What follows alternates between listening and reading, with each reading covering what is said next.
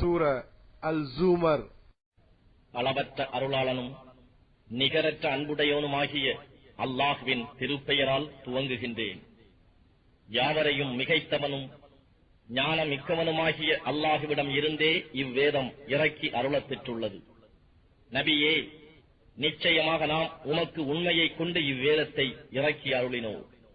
ஆகவே மார்க்கத்துக்கு அந்தரங்க சுத்தி உடையவராக நீர் அல்லாஹுவை வணங்குவீராக. அறிந்து கொள்வீராக, களங்கமற்ற மார்க்க வழிபாடு யாவும் அல்லாஹுவுக்கே உரியது. இன்னும் அவனை அன்றி பாதுகாப்பாளர்களை எடுத்துக் கொண்டிருப்பவர்கள் அவை எங்களை அல்லாஹுவின் அருகே சமீபமாக கொண்டு செல்லும் என்பதற்காகவே அன்றி நாங்கள் அவற்றை வணங்கவில்லை என்கின்றனர். அவர்கள் எதில் வேறுபட்டுக் கொண்டிருக்கிறார்களோ அதை பற்றி நிச்சயமாக அல்லாஹ் அவர்களுக்கிடையே தீர்ப்பளிப்பான். பொய்யனாக நிராகரித்துக் கொண்டிருப்பவனை நிச்சயமாக அல்லாஹ் நேர்வழியில் செலுத்த மாட்டான்.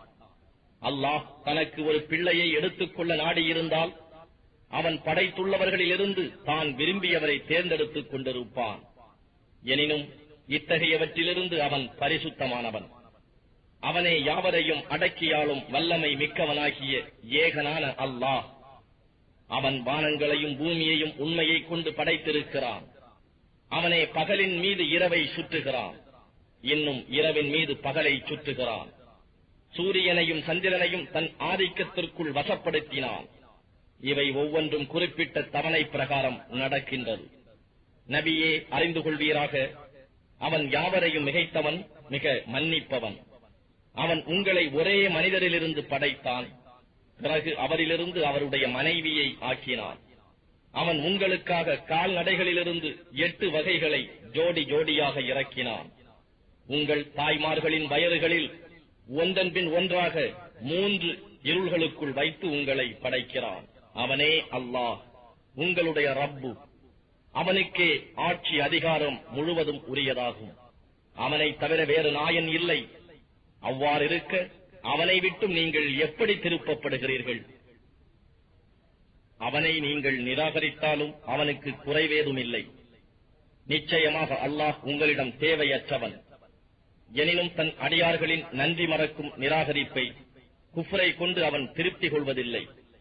நீங்கள் நன்றி செலுத்துவீர்களாயின் உங்களை பற்றி அவன் திருப்தி கொள்வான்.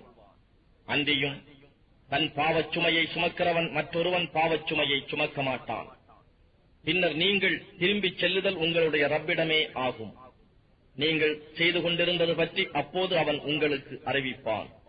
நெஞ்சங்களில் இருப்பதை அவன் நிச்சயமாக நன்கு அறிபவன். இன்னும் மனிதனை ஏதேனும் ஒரு துன்பம் தீண்டுமானால் அவன் தன் இறைவன்பால் திரும்பி அவனை அழைத்து பிரார்த்திக்கின்றான். பின்னர் ஆனால் இறைவன் தன்னிடம் இருந்து ஒரு அருட்கொடையை அவனுக்கு அளித்தானால் முன்னர் அவன் எதற்காக அவனை அழைத்து பிரார்த்தித்துக் கொண்டிருந்தானோ அதை மறந்து விடுகிறான். அல்லாஹுவுக்கு இணைகளை ஏற்படுத்தி மற்றவர்களை அல்லாஹுடைய பாதையிலிருந்து வழிகெடுக்கிறான்.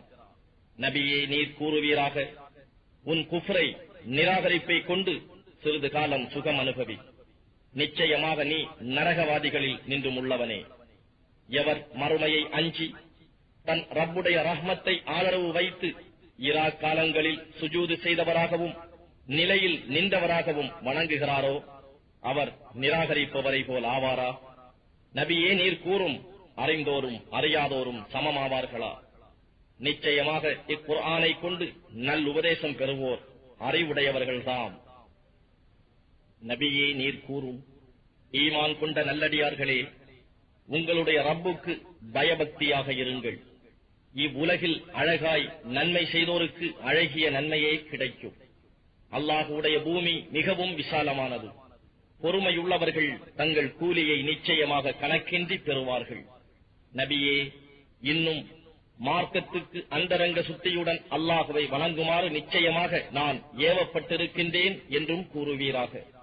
அன்றியும் அவனுக்கு முற்றிலும் வழிபட்டவர்களில் முஸ்லிம்களில் முதலாவதாக இருக்குமாறும் நான் ஏவப்பட்டுள்ளேன் என்றும் நீர் கூறுவீராக. என்னுடைய ரப்புக்கு நான் மாறு செய்வேனாயின் மகத்தான ஒரு நாளின் வேதனைக்கு நான் நிச்சயமாக அஞ்சுகிறேன் என்று நபியே நீர் கூறும். இன்னும் கூறுவீராக, என் மார்க்கத்தில் அந்தரங்க சுத்தியாக அல்லாஹுவையே நான் வணங்குகிறேன். ஆனால் நீங்கள் அவனை அன்றி நீங்கள் விரும்பியவர்களை வணங்கிக் கொண்டிருங்கள். கூறுவீராக, தங்களுக்கும் தங்கள் குடும்பத்தினருக்கும் மறுமை நாளில் நஷ்டத்தை உண்டு பண்ணிக் கொண்டவர்கள்தாம் நிச்சயமாக பெரும் நஷ்டவாளிகள். அதுவே மிக தெளிவான நஷ்டமாகும். மறுமை நாளில் இவர்களுக்கு மேலே நெருப்பிலால் ஆன தட்டுகளும் இவர்களின் கீழும் நெருப்பிலால் ஆன தட்டுகளும் இருக்கும். இவ்வாறு அதைக் கொண்டு அல்லாஹ் தன் அடியார்களை அச்சமூட்டுகிறான். என் அடியார்களே, என்னிடம் நீங்கள் பயபக்தியுடன் இருங்கள். எவர்கள் ஷைத்தான்களை வணங்குவதை தவிர்த்துக் கொண்டு அவற்றிலிருந்து விலகி முற்றிலும் அல்லாஹுவின்பால் முன்னோக்கி இருக்கிறார்களோ அவர்களுக்குத்தான் நன்மாராயம். ஆகவே என்னுடைய நல்லடியார்களுக்கு நன்மாராயம் கூறுவீராக. அவர்கள் சொல்லை, நல்லுபதேசத்தை செவியேற்று அதிலே அழகானதை பின்பற்றுகிறார்கள். அல்லாஹ் நேர்வழியில் செலுத்துபவர்கள் இத்தகையவர்கள்தாம். இவர்கள்தாம் நல்லறிவு உடையோர். நபியே, எவன் மீது வேதனை பற்றிய வாக்கு உண்மையாகிவிட்டதோ நெருப்பில் இருக்கும் அவனை நீர் காப்பாற்றிவிட முடியுமா? ஆனால் எவர்கள் தங்கள் ரப்புக்கு பயபக்தியுடன் நடந்து கொள்கிறார்களோ அவர்களுக்கு அடுக்கடுக்கான மேன் மாளிகைகள் உண்டு. அவற்றின் கீழே ஆறுகள் சதா ஓடிக்கொண்டிருக்கும். இதுவே அல்லாஹுவின் வாக்குறுதி. அல்லாஹ் தன் வாக்குறுதியில் மாறமாட்டான். நீர் பார்க்கவில்லையா?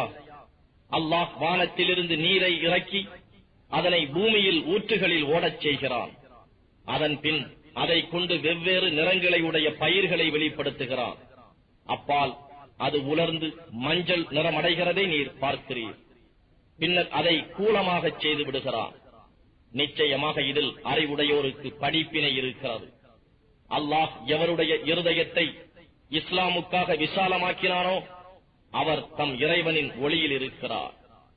ஆனால் அல்லாஹுடைய திக்ரை நினைவை விட்டும் விலகி எவர்களுடைய இருதயங்கள் கடினமாகிவிட்டனவோ அவர்களுக்கு கேடுதான். இத்தகையோர் பகிரங்கமான வழிகேட்டில் இருக்கிறார்கள். அல்லாஹ் மிக அழகான விஷயங்களை வேதமாக இறக்கி அருளினான். இவை முரண்பாடில்லாமல் ஒன்றுக்கொன்று ஒப்பானதாகவும் மனதில் பதியுமாறு திரும்ப திரும்ப கூறப்படுவதாகவும் இருக்கின்றன. தங்கள் ரப்புக்கு எவர்கள் அஞ்சுகிறார்களோ அவர்களுடைய தொலிகளின் உரோமக்கால்கள் இவற்றை கேட்கும் போது சிலிர்த்து விடுகின்றன. பிறகு அவர்களுடைய தொலிகளும் இருதயங்களும் அல்லாஹுவின் தியானத்தில் இலகுகின்றன. இதுவே அல்லாஹுவின் நேர்வழியாகும். இதன் மூலம் தான் நாடியவர்களை அவன் நேர்வழியில் செலுத்துகிறான். ஆனால் எவனை அல்லாஹ் வழிகேட்டில் விட்டு விடுகிறானோ அவனை நேர்வழியில் நடத்துவோர் எவரும் இல்லை. எவன் மறுமை நாளின் கொடிய வேதனையை தன் முகத்தை கொண்டேனும் தடுத்துக் கொள்ள முற்படுகிறானோ அவன் சொர்க்கவாசியாக முடியுமா? மேலும் அநியாயக்காரர்களுக்கு நீங்கள் சம்பாதித்துக் கொண்டதை தீவினை பயனை அனுபவியுங்கள் என்று கூறப்படும். இவ்வாறே இவர்களுக்கு முன் இருந்தவர்களும் வேத வசனங்களை பொய்ப்பிக்க முற்பட்டனர். ஆகவே அவர்கள் அறியா புறத்திலிருந்து அவர்களுக்கு வேதனை வந்தது. இவ்வாறு இவ்வுலகில் அவர்களை இழிவை அனுபவிக்கும்படி அல்லாஹ் செய்தான். அவர்களுக்கு மறுமையின் வேதனையோ மிக பெரிதாகும். இதை அவர்கள் அறிந்து கொண்டிருப்பார்களாயின். இன்னும் இந்த குர்ஆனில் மனிதர்களுக்காக எல்லாவித உதாரணங்களையும் அவர்கள் சிந்தித்து பார்ப்பதற்காக நாம் திடமாக எடுத்து கூறியுள்ளோம். அல்லாஹுவிடம் அவர்கள் பயபக்தியுடன் இருப்பதற்காக எத்தகைய குறையும் கோணலும் இல்லாத இந்த குர்ஆனை அரபி மொழியில் இறக்கி வைத்தோம். அல்லாஹ் ஓர் உதாரணம் கூறுகிறான். ஒருவருடன் ஒருவர் கருத்து வேற்றுமை கொண்டிருக்கும் பல எஜமானர்களுக்கு ஊழியம் செய்யும் ஒரு மனிதனும் ஒரே மனிதனுக்கு ஊழியம் செய்யும் பெரிதொரு மனிதனும் இருக்கின்றனர். இவர்கள் இருவரும் சமமாவார்களா? அல்ஹம்துலில்லாஹ், எல்லா புகழும் அல்லாஹுவுக்கே. எனினும் அவர்களில் பெரும்பாலோர் அறிய மாட்டார்கள். நிச்சயமாக நீரும் மரிப்பவர், நிச்சயமாக அவர்களும் மரிக்கிறவர்களே. பின்னர் மறுமை நாளில் உங்களுடைய ரப்பிடத்தில் நிச்சயமாக நீங்கள் கொண்டு வரப்பட்டு வாது செய்வீர்கள். எனவே அல்லாஹுவின் மீது பொய்யுரைத்து தன்னிடம் உண்மை வந்தபோது அதனை பொய்ப்பிப்பவனை விட பெரும் அநியாயக்காரன் யார்? அத்தகைய காபிர்களுக்கு நரகில் தங்குமிடம் இல்லையா? அன்றியும் உண்மையை கொண்டு வந்தவரும் அவ்வுண்மையை ஏற்று உறுதிப்படுத்துபவர்களும் இவர்கள்தாம் பயபக்தி உடையவர்கள் ஆவார்கள். அவர்களுக்கு அவர்கள் விரும்புவதெல்லாம் அவர்களுடைய ரப்பிடத்தில் இருக்கின்றது. இதுவே நன்மை செய்து கொண்டிருந்தோருக்குரிய நற்கூலியாகும். அவர்கள் செய்தவற்றில் மிக தீயதையும் அவர்களை விட்டும் அல்லாஹ் விலக்கி அவர்களுடைய நற்காரியங்களுக்குரிய கூலியை அவர்கள் செய்து கொண்டிருந்ததை விட மிக்க அழகியதை கொண்டு அவர்களுக்கு கொடுப்பான். அல்லாஹ்வே அவனுடைய அடியாருக்கு போதுமானவன் அல்லவா? இன்னும் அவனை அல்லாத வேறு தெய்வங்களாக உள்ளவைகளை கொண்டு அவர்கள் உம்மை பயமுறுத்துகின்றனர். மேலும் எவனை அல்லாஹ் வழிகேட்டில் விட்டு விடுகிறானோ அவனை நேர்வழியில் நடத்துவோர் எவரும் இல்லை. அன்றியும் எவரை அல்லாஹ் நேர்வழியில் நடத்துகிறானோ அவரை வழிகெடுப்பவர் எவரும் இல்லை. அல்லாஹ் யாவரையும் மிகைத்தவனாகவும் பழி தீர்ப்பவனாகவும் இல்லையா? வானங்களையும் பூமியையும் படைத்தவன் யார் என்று நீர் அவர்களை கேட்பீர்களாயின் அல்லாஹ்தான் என்று அவர்கள் நிச்சயமாக கூறுவார்கள். நபியே, நீர் சொல்வீராக, அல்லாஹ் எனக்கு ஏதேனும் ஒரு கெடுதி செய்ய நாடினால் நீங்கள் பிரார்த்தித்து அழைக்கும் அல்லாஹ் அல்லாதவை அக்கெடுதியை நீக்கிவிட முடியுமா? அல்லது அவன் எனக்கு ரஹ்மத் செய்ய நாடினால் அவனுடைய அந்த ரஹ்மத்தை அவை தடுத்துவிட முடியுமா என்பதை நீங்கள் கவனித்தீர்களா? நபியே, மேலும் நீர் கூறுவீராக, அல்லாஹ்வே எனக்கு போதுமானவன். உறுதியாக நம்பிக்கை வைப்போரெல்லாம் அவன் மீதே உறுதியாக நம்பிக்கை கொள்ளல் வேண்டும். என்னுடைய சமூகத்தாரே, உங்கள் நிலைமைக்கு தக்கவாறு நீங்கள் செய்ய வேண்டியதை செய்து கொண்டிருங்கள். நிச்சயமாக நானும் என் நிலைமைக்கு தக்கவாறு செயல் செய்து வருபவன். ஆகவே நீங்கள் விரைவில் அறிவீர்கள் என்று நபியே நீர் கூறுவீராக. ஒருவனை இழிவுபடுத்தும் வேதனை யாருக்கு வரும்? நிலையான வேதனையும் யார் மீது இறங்குகிறது என்பதை அறிவீர்கள். நிச்சயமாக நாம் மனிதர்களுக்காக உண்மையை கொண்டு இந்த வேதத்தை உம்மீது இறக்கி அருளினோம். எனவே எவர் இந்த நேர்வழியை பின்பற்றி நடக்கிறாரோ அது அவருக்கே நல்லது. எவர் வழி தவறி கெடுகிறாரோ அது அவருக்கே தீயது. அன்றியும் நீர் அவர்கள் மீது பாதுகாவலர் அல்லர். அல்லாஹ் உயிர்களை அவை மரணிக்கும் போதும் மரணிக்காதவற்றை அவற்றின் நித்திரையிலும் கைப்பற்றி பின்பு எதன் மீது மரணத்தை விதித்து விட்டானோ அதை தன்னிடத்தில் நிறுத்திக் கொள்கிறான். மீதி உள்ளவற்றை ஒரு குறிப்பிட்ட தவணை வரை வாழ்வதற்காக அனுப்பிவிடுகிறான். சிந்தித்து பார்க்கும் மக்களுக்கு நிச்சயமாக அதில் அத்தாட்சிகள் இருக்கின்றன. அவர்கள் அல்லாஹ் அல்லாதவற்றை தங்களுக்கு பரிந்து பேசுபவர்களாக எடுத்துக் கொண்டார்களா? நபியே, கூறுவீராக, அவை எந்த சக்தியையும் அறிவையும் பெறாமல் இருந்த போதிலுமா என்று. பரிந்து பேசுதல் எல்லாம் அல்லாஹுவுக்கே உரியது. வானங்களுடையவும் பூமியுடையவும் ஆட்சி அவனுக்கே உரியது. பின்னர் அவனிடமே நீங்கள் மீட்டப்படுவீர்கள் என்று நபியே நீர் கூறுவீராக. மேலும் அல்லாஹுவின் பெயர் மட்டும் தனித்தவனாக கூறப்பட்டால் மறுமையில் ஈமான் கொள்ளாதவர்களின் இருதயங்கள் சுருங்கி விடுகின்றன. மேலும் அவனை அன்றி மற்றவையின் பெயர்கள் கூறப்பட்டால் உடனே அவர்கள் பெரிதும் மகிழ்வடைகிறார்கள். அல்லாஹுவே, வானங்களையும் பூமியையும் படைத்தவனே, மறைவானவற்றையும் பகிரங்கமானவற்றையும் அறிபவனே, உன் அடியார்கள் வேறுபட்டு தமக்கு இடையே தர்க்கித்துக் கொண்டிருக்கும் விஷயத்தில் நீதான் தீர்ப்பு செய்வாய் என்று நபியே நீர் கூறுவீராக.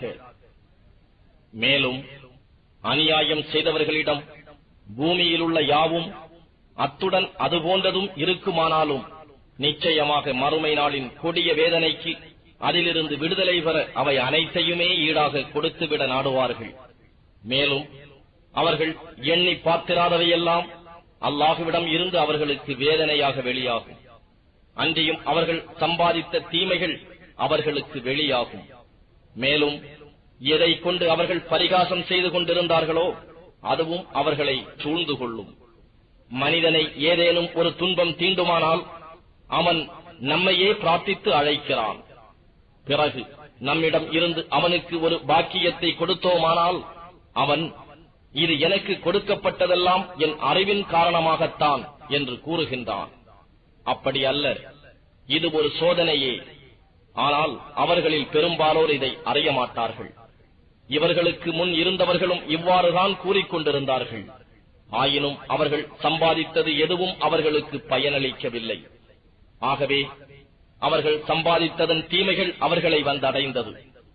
இன்னும் இக்கூட்டத்தவர்களிலும் அநியாயம் செய்கிறார்களோ அவர்களுக்கு அவர்கள் சம்பாதித்ததன் தீமைகள் விரைந்தே வந்து சேரும். அன்றியும் அவர்கள் அல்லாஹ்வை தோற்கடிக்க முடியாது. நிச்சயமாக அல்லாஹ் தான் நாடியவர்களுக்கு உணவு சம்பத்துகளை விசாலமாக்குகிறான், சுருக்கியும் விடுகிறான் என்பதை அவர்கள் அறியவில்லையா? ஈமான் கொள்ளும் மக்கள் சமூகத்துக்கு நிச்சயமாக இதில் திடமான அத்தாட்சிகள் இருக்கின்றன. என் அடியார்களே, உங்களில் எவரும் வரம்பு மீறி தமக்கு தாமே தீங்கிழைத்துக் கொண்ட போதிலும் அல்லாஹ் உடைய ரஹ்மத்தில் அவர் நம்பிக்கை இழக்க வேண்டாம். நிச்சயமாக அல்லாஹ் பாவங்கள் யாவையும் மன்னிப்பான்.